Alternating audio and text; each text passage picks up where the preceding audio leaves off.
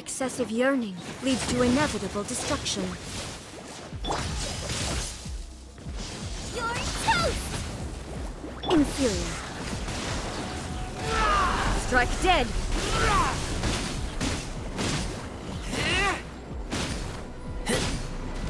I will mold you into the foundations of eternity. Inferior.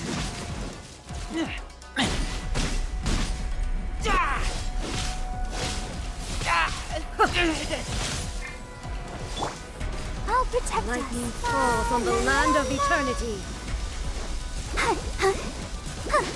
Eek! Ouchie!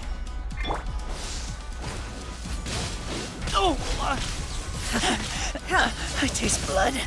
Inferior. Strike dead. Inferior.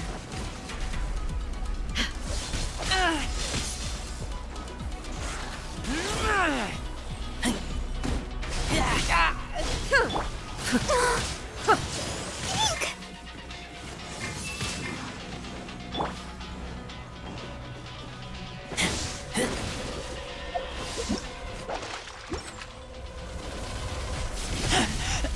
I taste blood.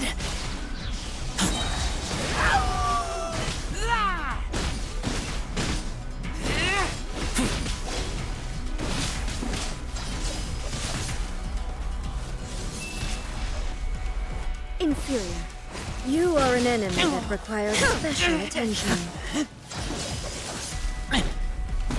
Instabilities will be removed.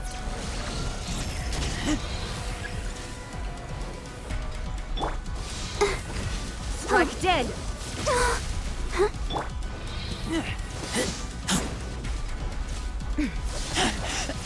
I taste blood.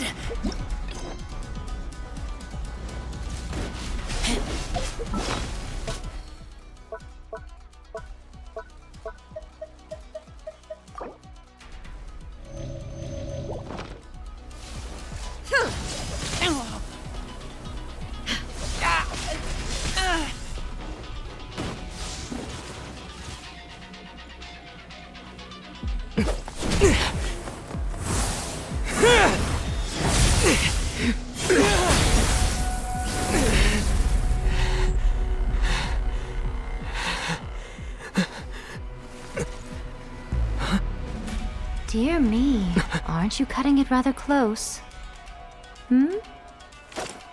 Miko, this was your doing?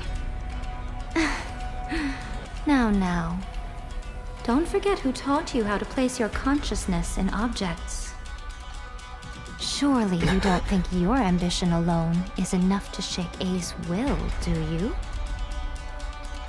Though you alone are here, they too have ambitions, which they long since entrusted to you.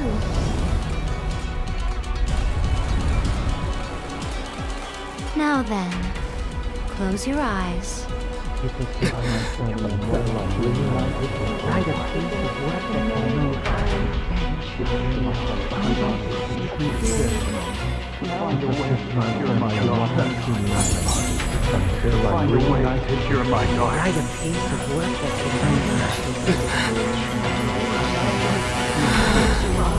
I hope we can abolish the Vision Hunt Decree.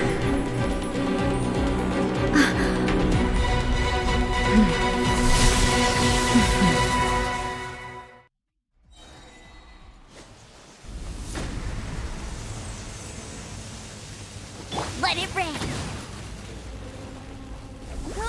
Go, Baron Buddy! Eat this! Your verdict is decided. Eek! All will be severed.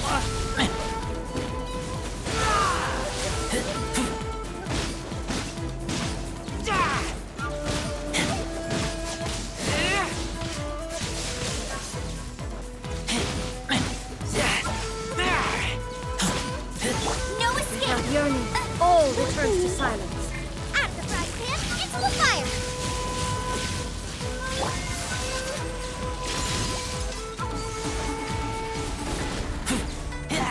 This world, a fleeting shadow.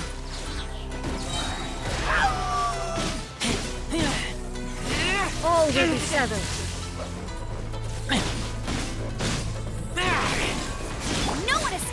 sights. I'll race you to your toast! Ready, steady, go! This world, a fleeting shadow.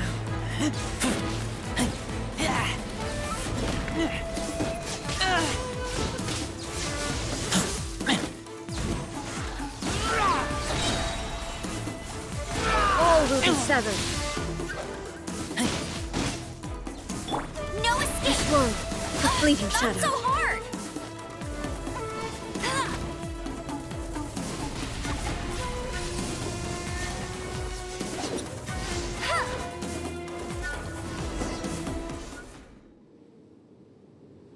You've lost, eh? Yes, I have. Why can you not trust your people, and in the power of their ambitions? These ambitions have transcended space and time.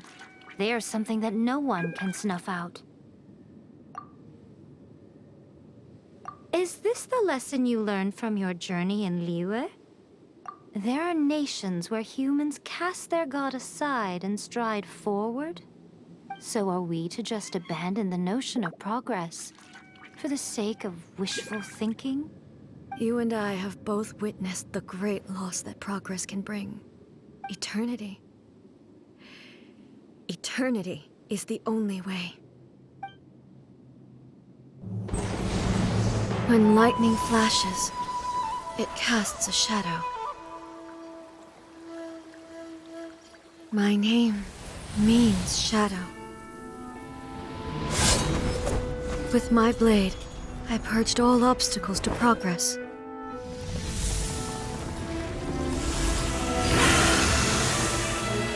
And yet, something was lost with each step forward.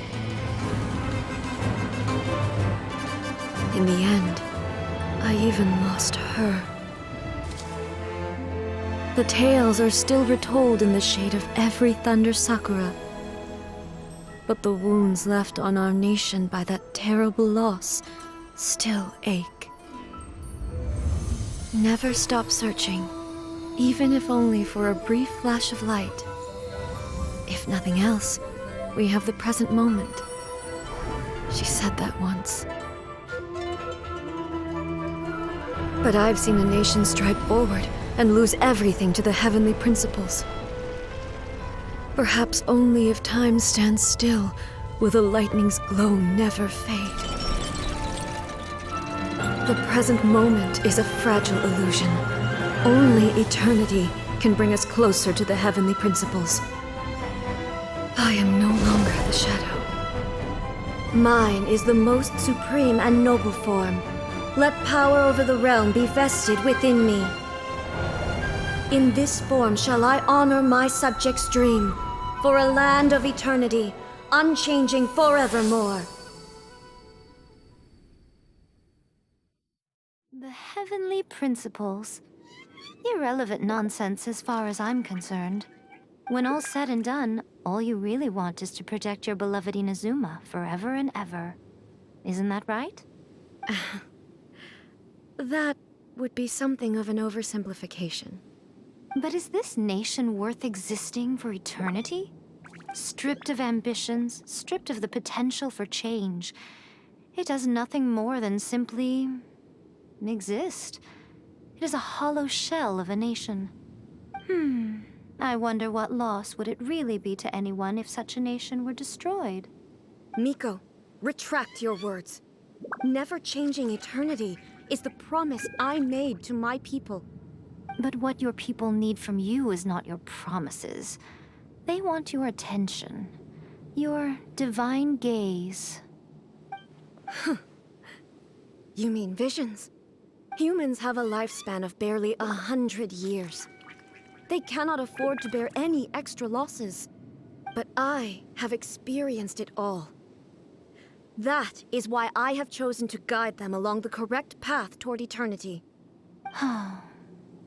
But eternity is far too cruel a fate for you, eh? For me? Not only have you stopped paying attention to the world, but you have stopped paying attention to yourself. It must have been terribly lonely here, all alone, for centuries on end. But it is necessary. You will miss much by refusing progress. You seek to prevent loss, but have you considered all you are losing by remaining here in stasis for all eternity?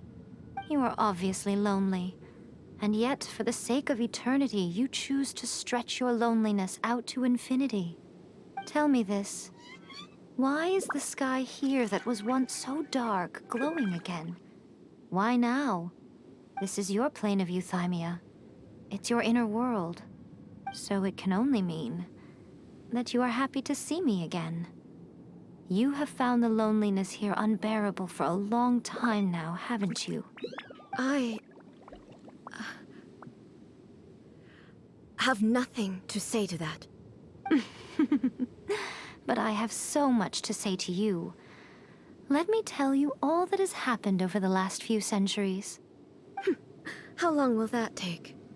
As a Fox envoy, I have an excellent memory. I recall every detail of the last few centuries with perfect clarity. So it will probably take me another few centuries to relay it to you.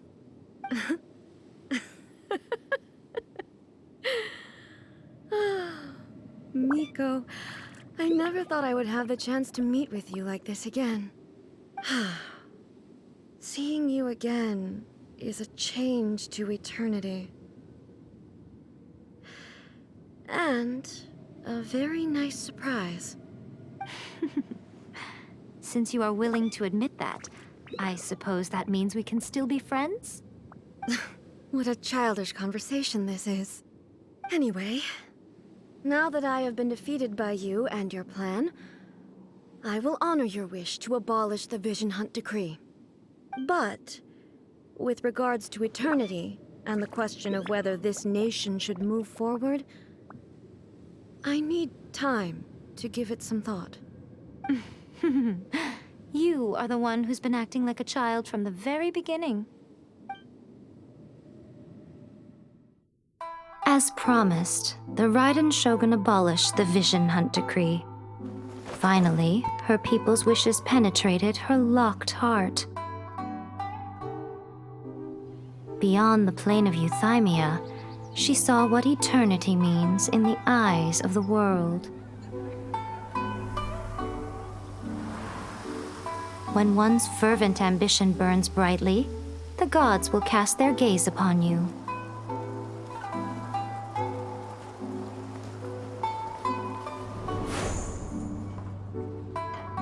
Some ambitions have the power to heal wounds, to bring victory, to inspire hope.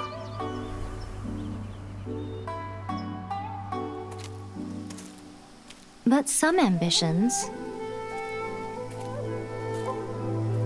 outlive their masters long after the soul ascends. They remain as they were in the beginning.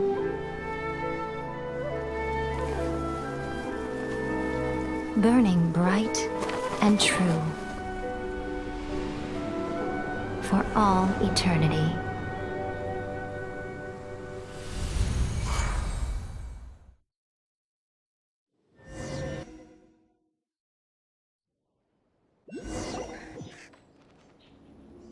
So what did you guys do in the Raiden Shogun's plane of euthymia anyway? Is the Vision Hunt decree abolished? Oh, gotcha. Paimon was super worried, you know. So maybe the reason Yai Miko is looking for us now is because she wants to thank us. Let's go find her. No, let me try that. Talk to the Electro Archon whenever you have troubles.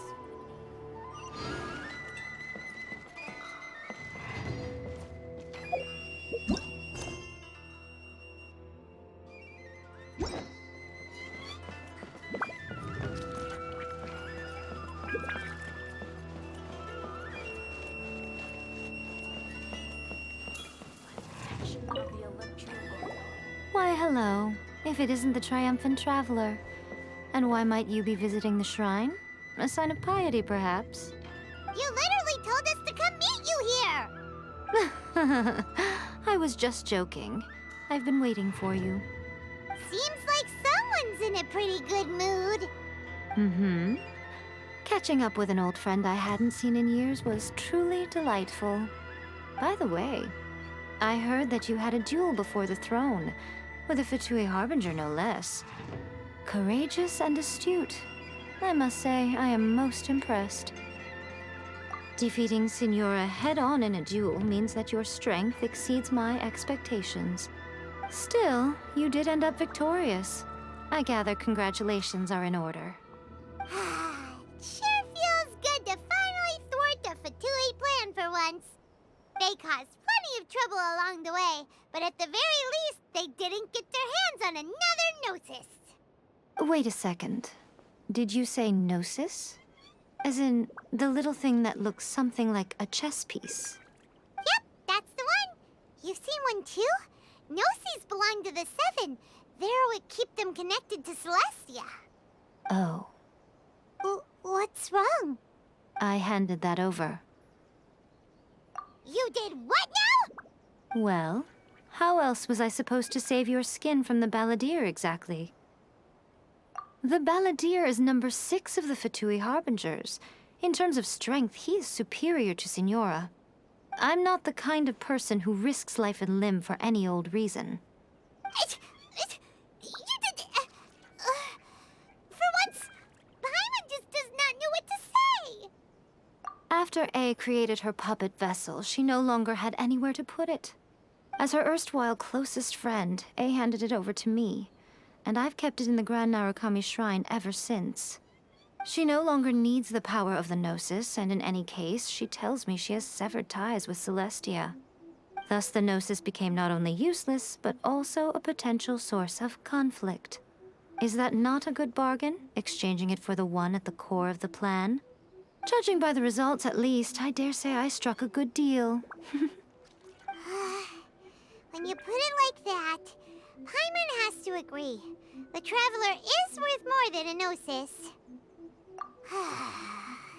Well, what's done is done. And I hardly think we'll be getting it back now. Let's leave the past in the past. So anyway, you still haven't told us why you called us here today. It's to thank you. Really? You intend to travel all over Teyvat, and the time has come for the Inazuma leg of your trip to come to an end, has it not? As a mark of my gratitude, I will answer any questions you may have about the road ahead or the events of the past. What would you like to know about? That puppet was built with technology that has been lost to time. Perhaps she, as a god, is the only one privy to the knowledge of its origins. Still, there is one other thing on this topic that I suspect you may be curious to know. Before A began modifying her own godly form, she took it upon herself to create a prototype puppet. So, you mean there are 3 Raiden Shoguns? No, the prototype was merely a proof of concept. Its appearance and intellect were not based on A. It was a test. The original plan was for A to simply discard it. But perhaps A thought this to be too cruel, because in the end she chose only to seal the power within it. Later, this puppet wandered Inazuma as an ordinary human male with his own consciousness, until the Fatui took an interest in him. Ugh, not the Fatui. Some eccentric geniuses in the ranks of the Fatui made adjustments to the prototype, not only unsealing his power, but very likely rendering him even more formidable than his original specifications. The object of divine creation is now the one who has taken possession of the Gnosis, and the prototype puppet is now known as the Balladeer. What a crazy story! It is, isn't it? Who can say whether it's coincidence or destiny? I'm surprised an outlander like you is aware that there was once a change of Electro Archon. Few citizens of Inazuma are aware of this. Morax told us. He said that the Electro Archon Ball has passed away. Yes. The truth of the matter is that there were 2 twin gods, Baal and Beelzebul. Twin gods? They won the Archon War together, and when Baal established the shogunate, Beelzebul became her Kagemusha, or shadow warrior. In other words, she acted as Baal's body double. Beelzebul is A, with whom we are now both acquainted. Baal's name was Makoto. As far as the world was aware, there were not two, but one. They complemented each other, and they ruled Inazuma jointly, so there was no need for the public to know the truth. In fact, the name Baal and the title of Raiden Shogun was understood to refer to both of them. Right up until... Until what? Makoto died several hundred years ago in a war that I was not personally involved in. Since then, A has assumed the shogunate.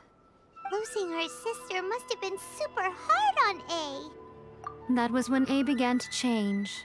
Makoto was her greatest loss. Paimon feels like she understands A a lot better now after finding that out. So what kind of god was Makoto? I didn't spend a great deal of time with her, but my impression was she was a gentle god, who in each moment cherished the beauty of what was before her. Wow.